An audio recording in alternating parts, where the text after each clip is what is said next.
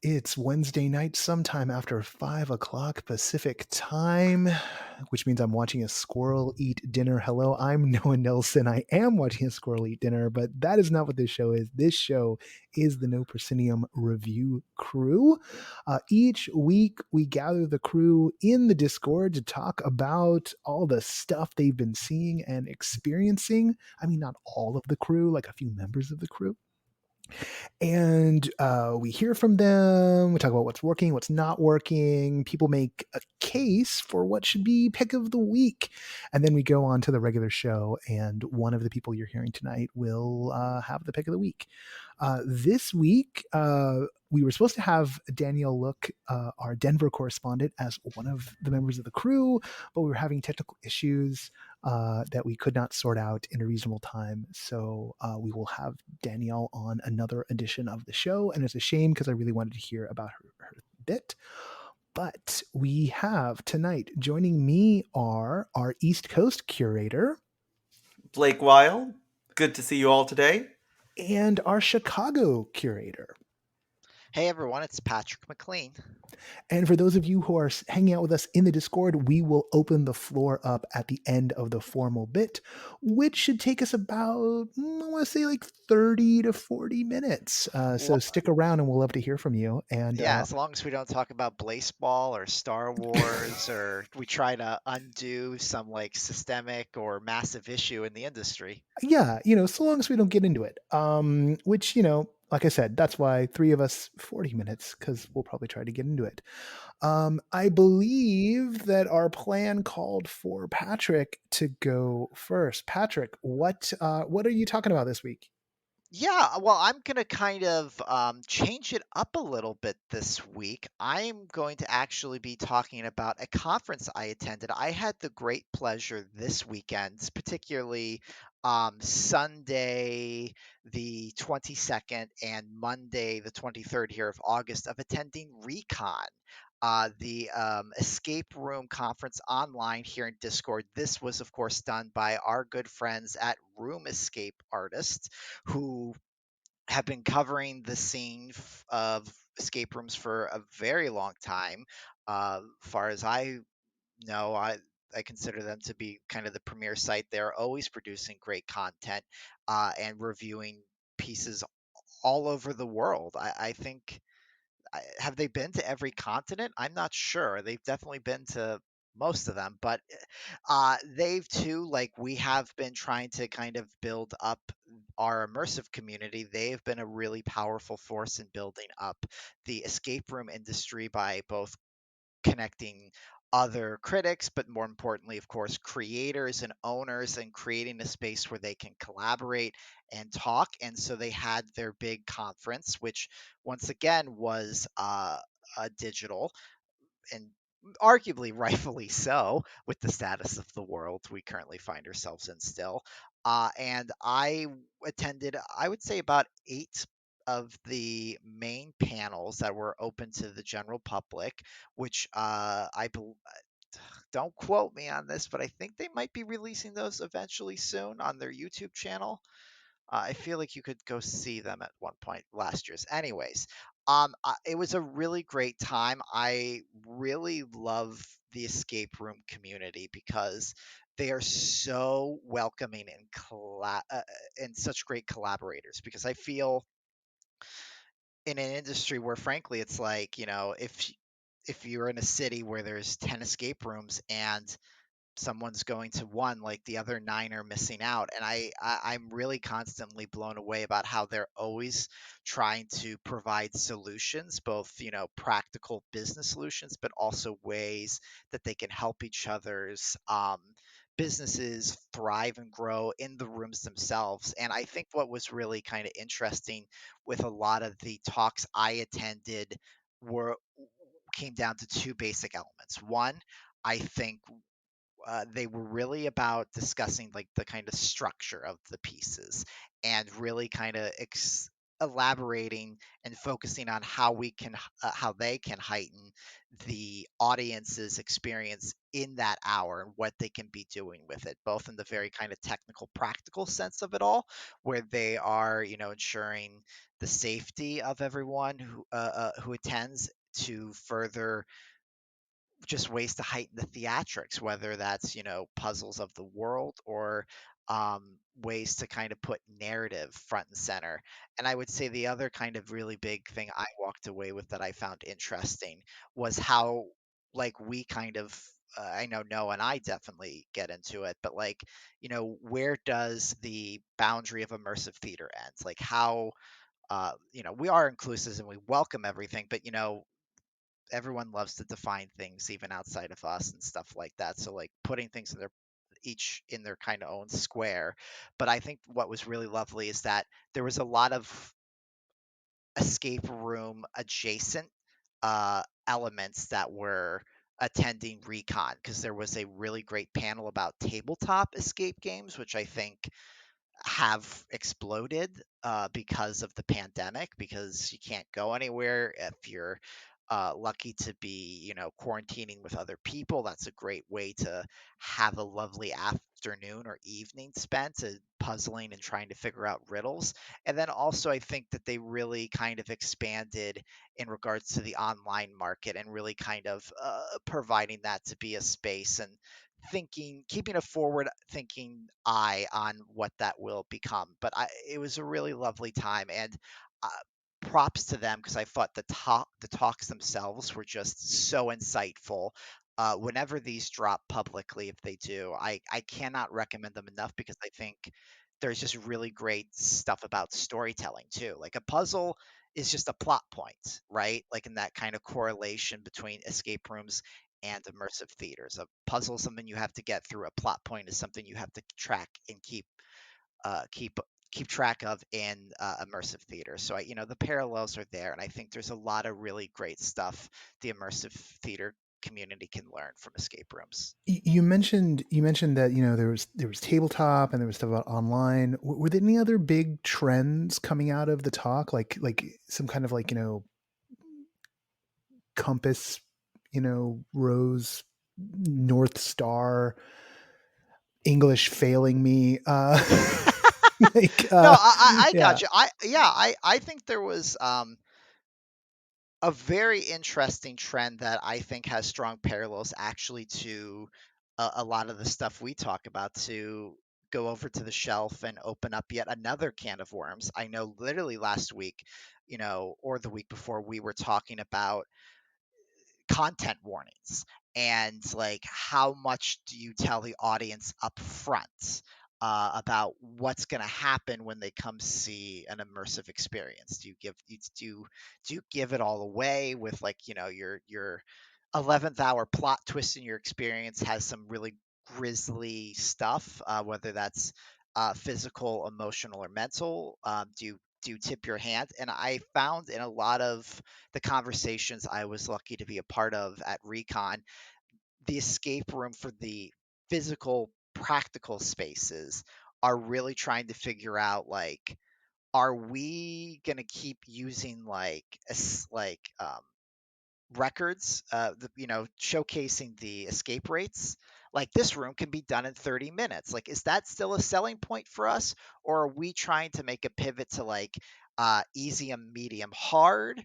They seem to be, and whether it's because of the pandemic, who's to say? I don't think so, because I think as they've kind of cemented themselves as a thing that almost nearly everyone can do, and there's escape rooms nation and worldwide, I think they're really at a kind of interesting crossroads about how do we convey this experience? How do we actually ensure that we're getting everyone we want to come to the room? Like, as we've talked about, like, is saying something easy, is that a problem? Is that going to scare away the enthusiasts or people who may be really looking for a challenge? So I really found those kind of discussions very intriguing, especially with all the stuff we kind of constantly talk about. Yeah, there's So, oh, good, Blake, go for it. No, no, you go ahead. I had a question building off another element of the convention. Okay, so I'll let you jump in a second.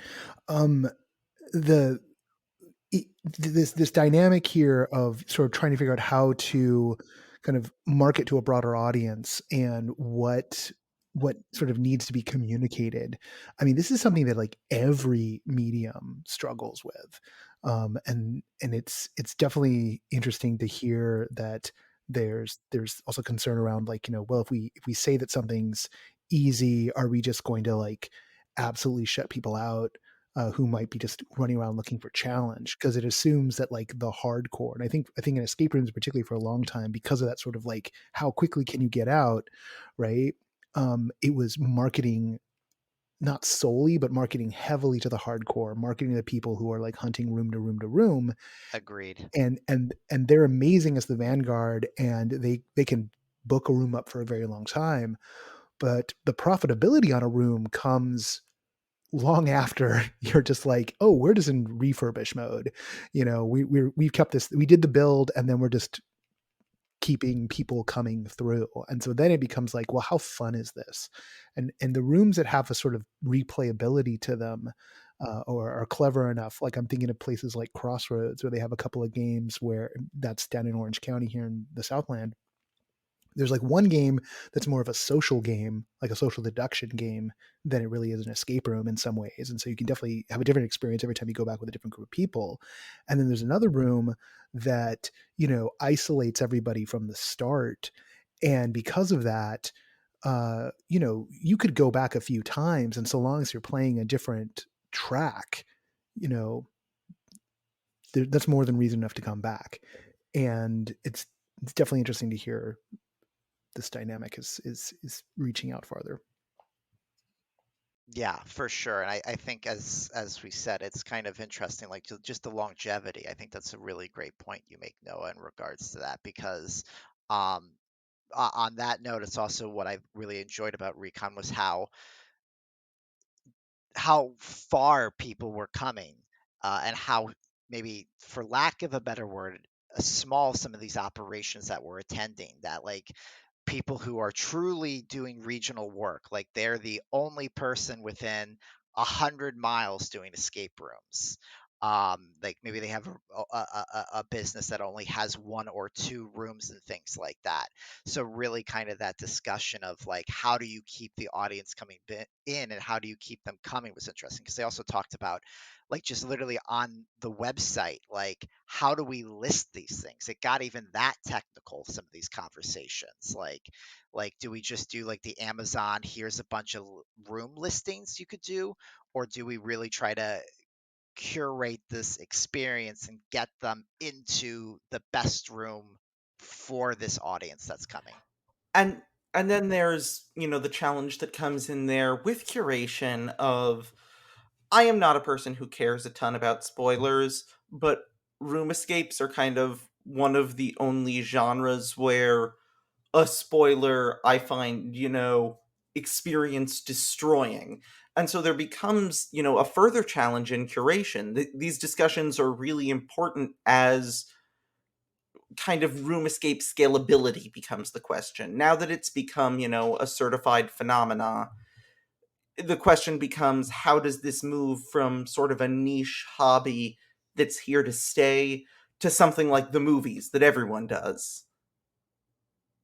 Yeah, that's a really great point. Like, like there's, I'm sure for us here and all the listeners out there, like, yeah, like, there's of course your big chain box, multiplex movie theaters, but then I live within walking distance of a independent three screen um, theater that's like, you go way back into the back of the building, then turn right to go into the theater because it's behind all the storefronts and stuff. And by comparison to the multiplex, they're super tiny screens in that sense. So I think there's definitely like a room for everyone in that sense. And I And guess, it's funny, I think we are starting to get sort of the I almost want to call them the multiplexes of the escape room world.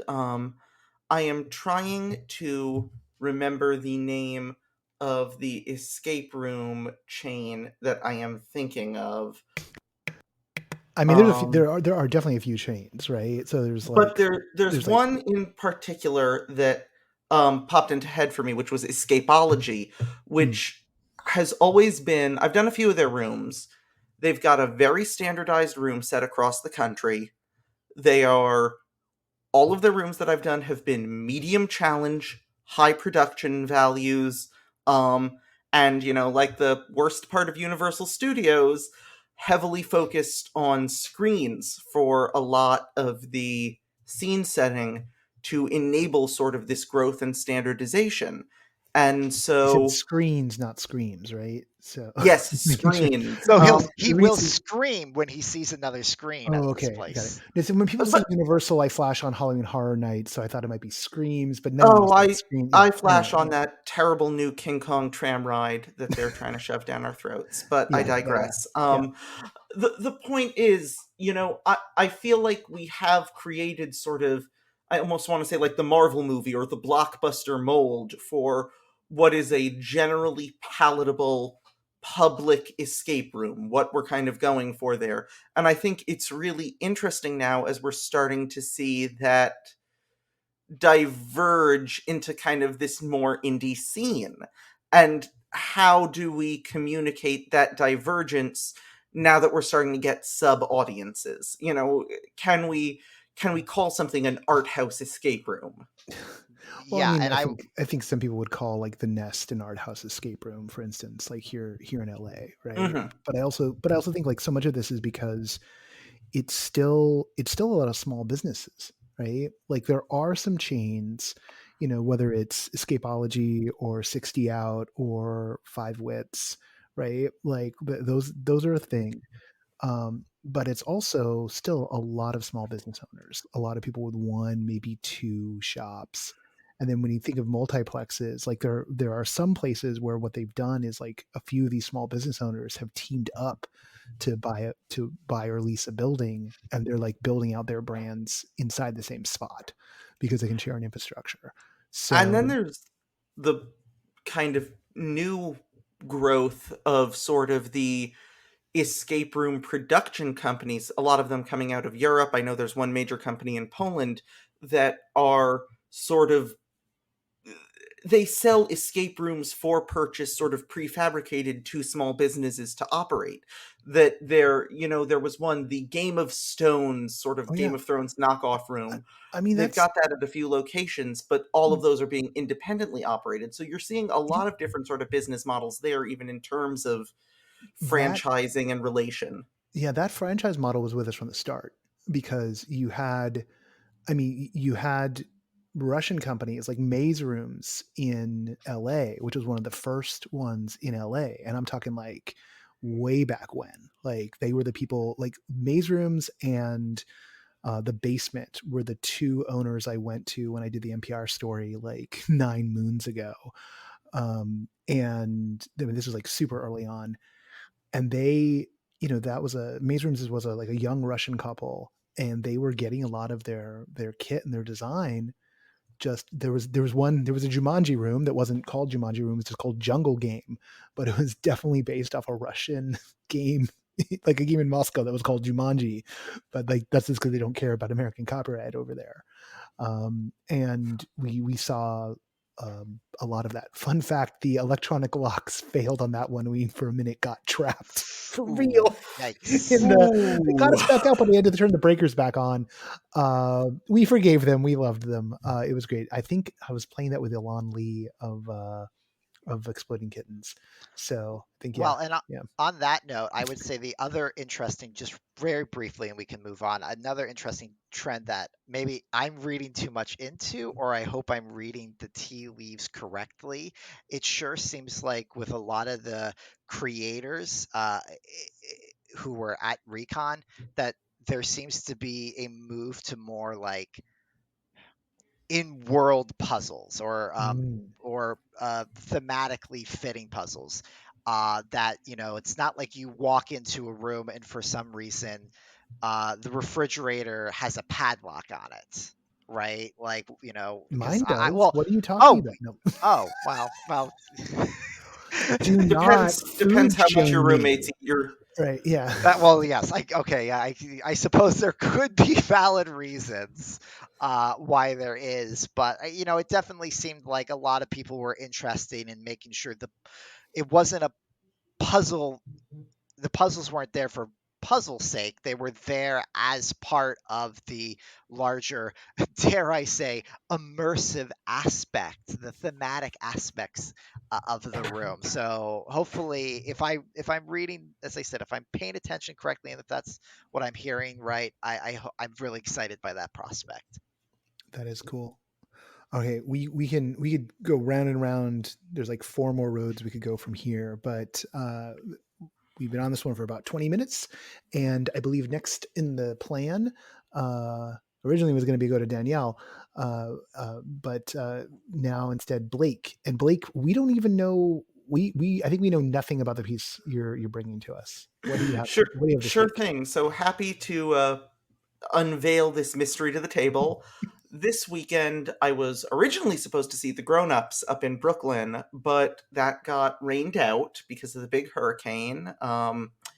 And so on the way home, I was, cursing to myself, God, I really wanted to do some live immersive this weekend outdoors. I'm finally feeling comfortable enough for that. And then it came to me that on the way back, away from the rain, at the historic Glen Ford estate, the company formerly known as Cirque de Nuit, who at this event rebranded themselves as Alterra Productions, were putting on an immersive gala production of A Midsummer Night's Dream to rechristen their company and to fundraise for their new season. And so I said, oh, what the heck? I'm sure it'll be fun. I'm fond of their work. I liked Thicket a lot, and I am pleased to say I think I had the best time at an immersive thing I've had in a few months here. I'll admit that part of that might be just the novelty of returning to being outside again, but it was so much fun for just sort of a light, fluffy, immersive evening.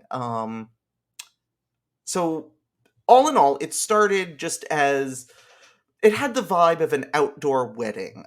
It was an attempt to sort of meld the story of A Midsummer Night's Dream with Art Nouveau and 1920s aesthetics that merged perfectly with this beautiful, gorgeous mansion on the Delaware River. They had most of the events set up in an outdoor tent, but they also had a few small wandering scenes around the grounds and within the mansion itself.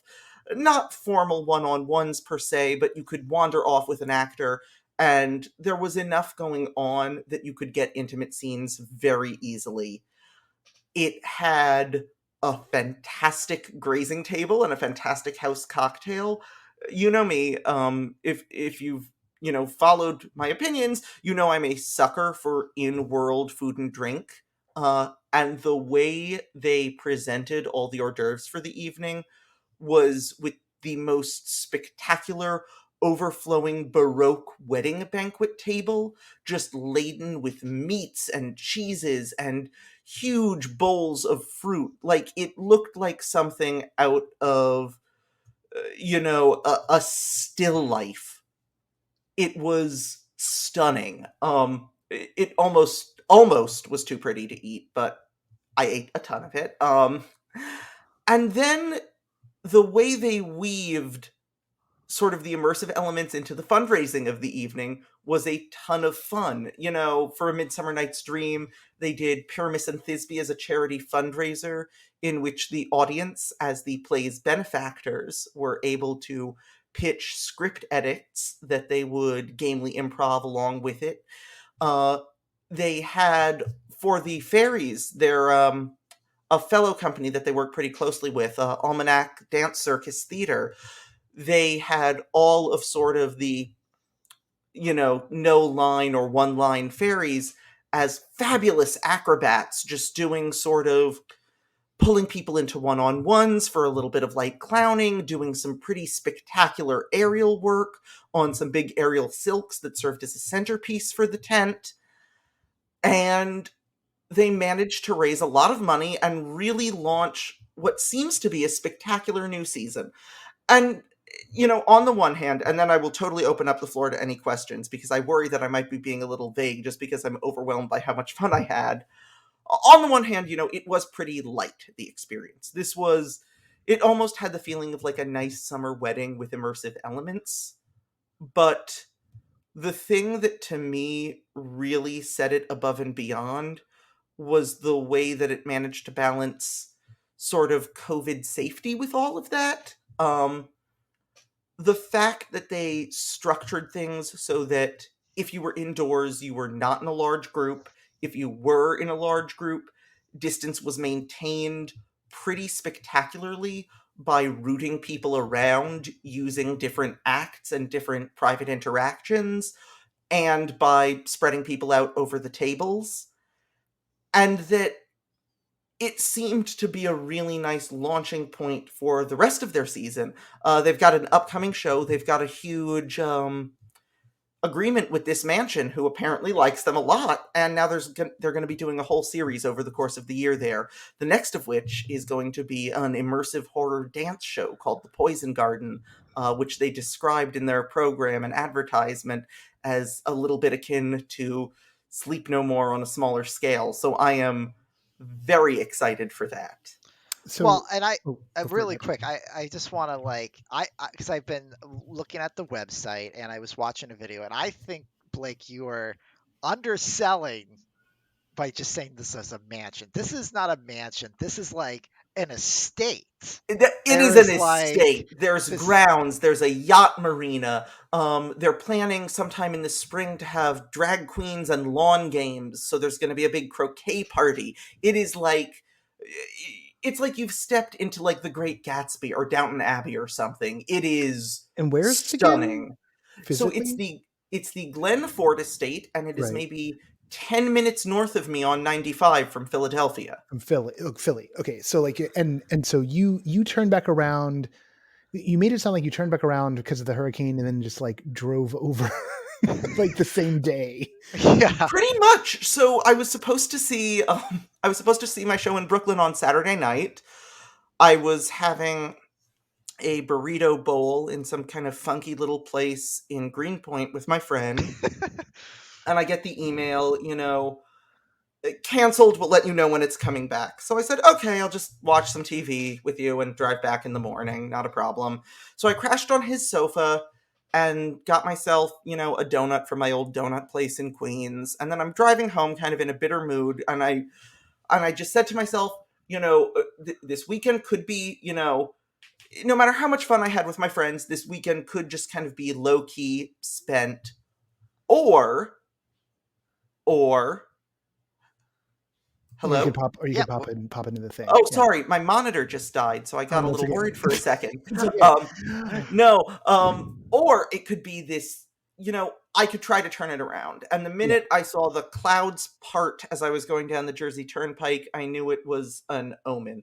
I actually talked to my friend Sid, who's in the audience right now. Hi, Sid. And she said the exact same thing, that it was a little touch and go for a while coming down, but so worth it. Nice. It was a ton of fun. I'm really glad that I kind of pushed myself to make something of the weekend with that. So before we move on, because mansions and Gatsby and COVID stuff is a perfect segue into what I've been up to. Um, because I'm talking about a Gatsby thing that wasn't in a mansion. Uh, just it was like just a series of vignettes. So like, did it have more the feeling of like kind of like did you get a sense of like them trying to tie it all together with an overarching, or was Oh, this very definitely. like, oh, they did, oh, The vignettes definitely followed the overall plot structure of A Midsummer Night's Dream, okay, and if you really wanted to, you could basically follow a full, with some Shakespearean and some more colloquial language, processional version of A Midsummer Night's Dream breaking out across the grounds. that's You'd great. see the lovers getting into their quarrels. Major scenes would occur in the tent. Everyone would sort of gather for those. But then between those, you would have more just light circus acts or moments of quiet interaction or these more personal vignettes. Mm. And those are what really had more of the participatory elements, while you had more just sort of the immersive and site specific elements for the narrative track. And to be really specific in regards to the narrative, were they sticking to Shakespeare's script, or was this just a general lifting and meandering through Midsummer in that sense? Like they weren't talking in prose or anything and stuff like that. It was an update in the truly modern sense. It was fun. They managed to, I think, strike a pretty good balance between the two. I think they made a really smart decision not sticking to Shakespeare's script completely, in that being forced to improvise in flowery Shakespearean dialogue in the immersive elements without breaking immersion would have been incredibly difficult. And they managed to keep those scenes fairly colloquial, but with sort of a little bit of a heightening. We weren't going as far back as Shakespeare, but maybe those scenes had a little bit of Oscar Wilde flavor.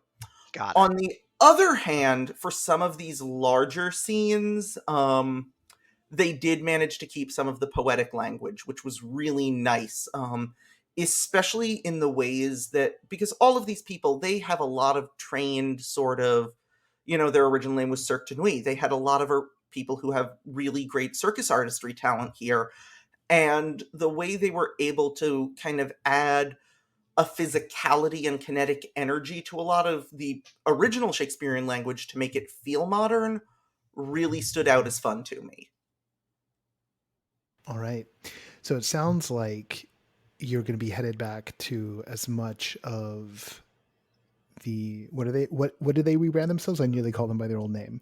Alterra Productions now, Alterra. and I can be super proud to admit that I couldn't help myself. I bid and won on a silent auction event, so I am going to be having, with a few friends down in Philly, a private haunted game night produced by them, which seems to incorporate some immersive elements, some cocktails perhaps, and some circus acts. So Wow, those clouds really did part for you on the Yeah, Jersey seriously. Turnpike. yeah, Yeah. this I am really looking forward to that, and I should be booking that with them soon. And I'm jumping out of my skin because I just got told that Yannick Trapman O'Brien of Telelibrary fame will be our game master and host for the event. So I am That should be pretty fun for you. incredibly pumped. Yeah. But no, the event was great, and I'll be going to everything Alterra does down here. Fantastic. Very, very good. Well, and then if I can get you to go to once it makes sense again, and they're doing something, I'll hurl you across the state to Pittsburgh for when. Oh my God, the company that's out there, whose name just escaped me, who do the piece. Anyway, I just did the thing. So Anyway, I have a car and I will travel. There is plenty of weird road trip stuff in Bricolage. That's the name of the Pennsylvania. company. Oh, I know Yeah, them. yeah. I've heard really great things, and I'm They're really excited for amazing. that. They're amazing. It just makes me happy that there's a company that's like, really pulling it off in Philly, and there's a company that's been really pulling it off in Pittsburgh. So it's like Pennsylvania, everybody. I guess we're all But look for us in a year and a half. We'll The all move the to yeah, Pennsylvania. the So Keystone hey, State of immersion.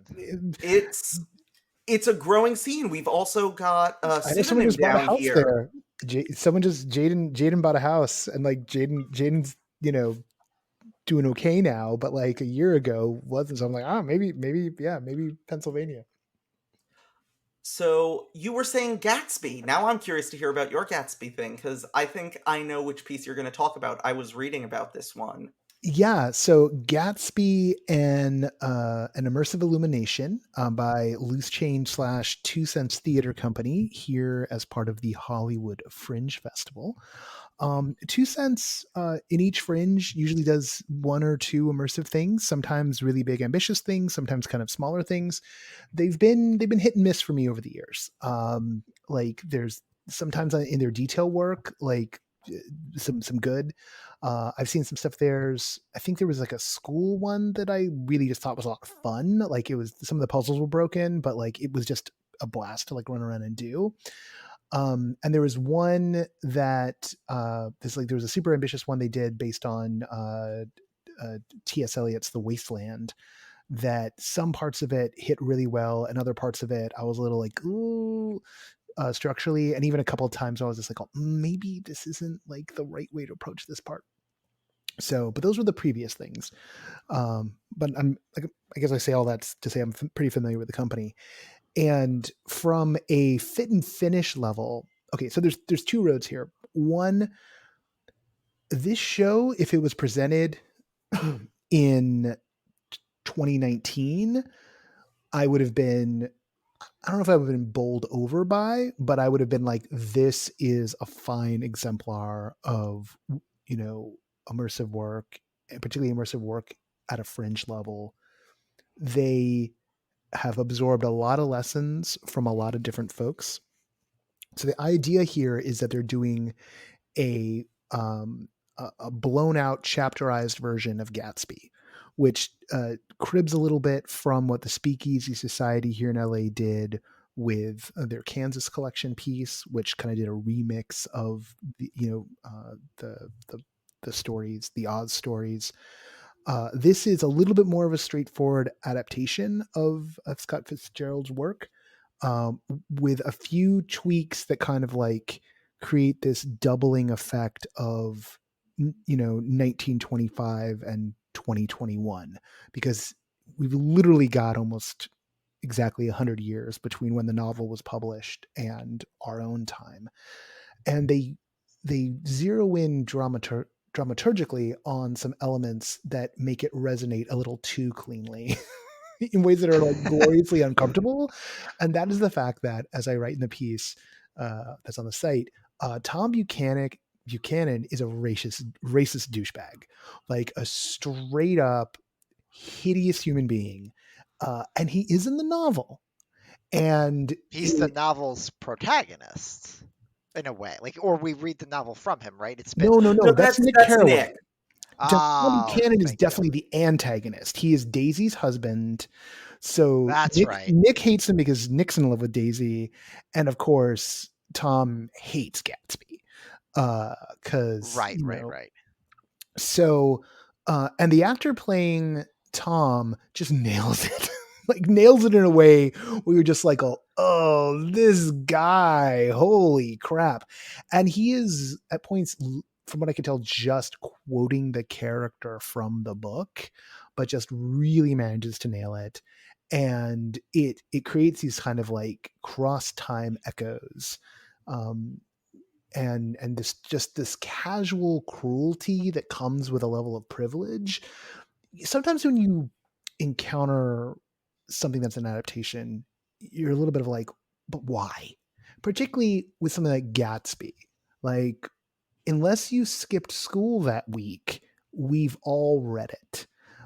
And then a good number of people have either seen like the Redford version of it, probably because their teachers showed it that week in class, or Yes. you've seen, if you're younger, maybe they showed you the DiCaprio version.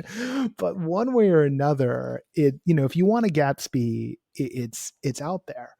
So I want to laud them for finding the reason dramaturgically, ugh, messing up that word, um, finding the reason to do the piece.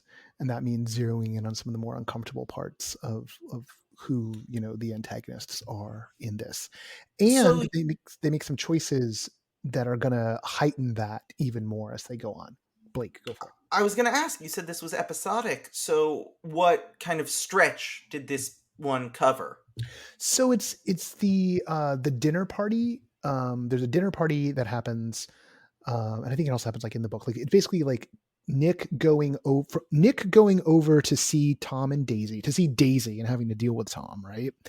Until him coming back to his house, seeing Gatsby and getting a letter from Gatsby inviting him over. Like spoilers, that's the full cycle of this, and that's where it ends. Nick's been invited over to Gatsby's house. Now, one of the things they do here is they endow us with being the person of Nick. we're all addressed as Nick or as Mr. Caraway or whatever pet name Daisy has for us at that moment. And the actors will address us. There's also an actor playing Nick. So there's someone who's acting as our voice. And the way they handle that in the scenes where we are and he is that he'll speak, but the responses will be given to one of the members of the audience. Pretty works pretty well, I'll just say. Um, Not as well as the opening scene where we encounter Nick and he gives us a monologue that basically like sets the frame. It runs a little too long. I know, ironic coming from me. It runs a little too long, and I think it's a real missed opportunity to let us know that we are him. Like we're called Nick or Mr. Caraway at the check-in table, but then when he's dealing with us, it felt very performative. And I think there's things they could do in the staging of that scene that could make it very clear that he's talking to himself and we're him. And it just feels like that was, and I don't usually give this kind of criticism because then it's like, oh, now let me direct the show. But it just feels like a really low hanging fruit that they maybe didn't even see. And it particularly, because that scene goes on for so long, it becomes a little bit disorienting when then the other characters start referring to us as Nick. And I'm just like, well, why why weren't we in that headspace already? I think the other thing about that scene is that there's about a dozen audience members. That scene was inside. We were masked. He and the upright bass player slash cellist were not cellist. It was cellist, not bass player. Or maybe it was a bass. I can't tell. Anyway, they were sometimes they were plunking and sometimes they were strumming or stringing. So they were unmasked, and it was clear that some of the members of the audience and I just kind of kept back to kind of signal like I don't want you up in my face. They were people would like pull back when he would approach. So it was clear not everyone was comfortable, and I don't fault anyone for not being comfortable. And I almost don't fault the company because when they set this thing in motion, like 2 months ago, we didn't have a mask mandate here. So this thing was like conceived and planned and rehearsed under one set of conditions, and then the curveball hit. Where I think things are a bit dodgier for them is that we go from that scene to a scene outside, that's fine. And then from that scene to a scene back inside where they've set a dinner table and they've laid food out for everybody. And the implication, of course, is that it's real food and we can eat it. And like two people, both of whom were closer in boomer age than anyone else in the room, I want to point out, were the only people I noticed eating. And I was like, YOLO boomers, it's a thing. Pretty much everyone else, I think maybe one person like pulled down for a second, like popped it in, then it was like, oh, going back on mask. Pretty much everyone else like didn't touch the food. And I just don't think, And to be clear, like it's like touch was there like even because I've been looking at the website and some of the press material. It's like this ticket includes light fare and non-alcoholic beverages, yes, and so like even beyond that, like you say, like there's food out. Like was there? like fair. I mean, it's like But it's like a like pot was sticker and sh- like oh, but okay, it was so a there were little toothpicks. And there was still a mindful sense of sanitary. Because honestly, it's like oh my god, oh there's just food on a table, no, no, and no, how am no. I supposed to touch it? We each. I mean, one, I'm not worried about touching things because like the fomites aren't so much. I'm just worried about ventilation, right? Like that's all I Right. worry about these days. I walk into a place and like people are touching things, like whatever. Like let the raccoons come over and touch everything. Who cares, Hmm. right?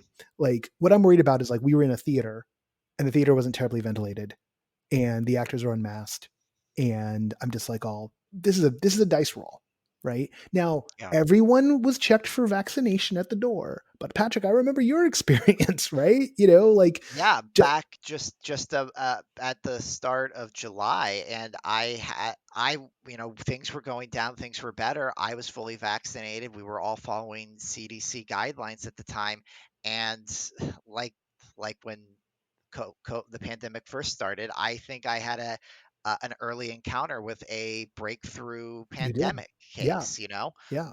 So like this stuff is happening real and more often. It's happening more and more often, and we just don't have the counts on the stuff. So it's just one of those things. Like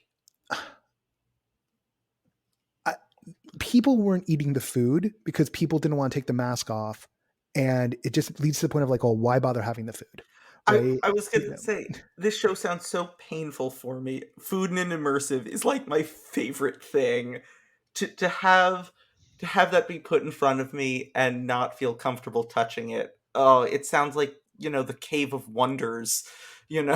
Well, there's and definitely a bit no, of that vibe to it. Yeah.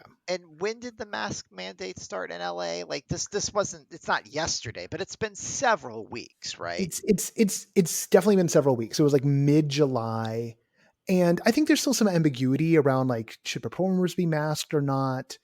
Um, I kind of read it as like, oh, that's a bit of a choice. It's just for me, it's just like every every element you put in, right? It just like keeps on going. And I definitely did not want to be in a room. Like if I'm going to be eating indoors, which people still do, right?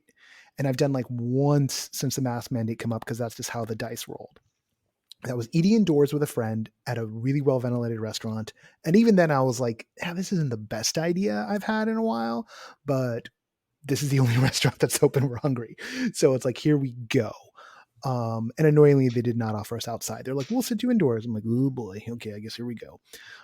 But I know when I do that, it's like, okay, I'm picking up the dice. I'm picking up the dice and I'm tossing them and I'm hoping that it comes down not bad. Um, a room with 12 people, not ventilated. I'm not even hungry. I don't know these people. That was the thing is like, I don't know these people. Like, it's not worth it for me to risk taking the mask down. And I even know the masks aren't 100%, like there's all kinds of things that could go wrong.